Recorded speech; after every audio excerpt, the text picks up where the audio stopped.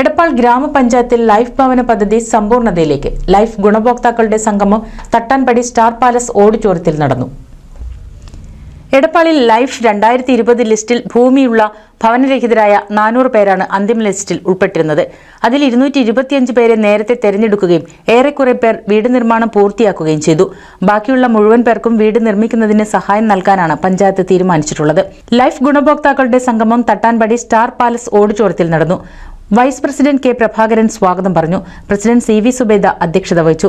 Ponnani block panchayat president C Ramakrishnan ചടങ്ങിന്റെ ഉദ്ഘാടനം നിർവഹിച്ചു. Ponnani block vice president R Gayathri, ആരോഗ്യ standing committee chairman NR Aneesh, Edappal panchayat ആരോഗ്യ standing committee chairman A Dineshan, വികസന standing committee chairperson Kshama Rafeeq, ആരോഗ്യ വിദ്യാഭ്യാസ standing committee chairperson KV Sheena, മെമ്പർമാരായ Ashif Pookkarathara, VP Vidyadharan, Ponnani block housing officer Suresh, assistant secretary Arunlal, ആസൂത്രണ സമിതി ഉപാധ്യക്ഷൻ അഡ്വക്കേറ്റ് K വിജയൻ തുടങ്ങിയവർ സംസാരിച്ചു.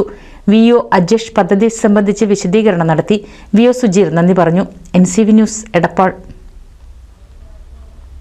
പുതുമയാർന്ന ഡിസൈനുകളിൽ ഡയമണ്ട് കളക്ഷനുകൾ, വിവാഹ പാർട്ടികൾക്ക് നേടാൻ സ്പെഷ്യൽ പാക്കേജുകൾ.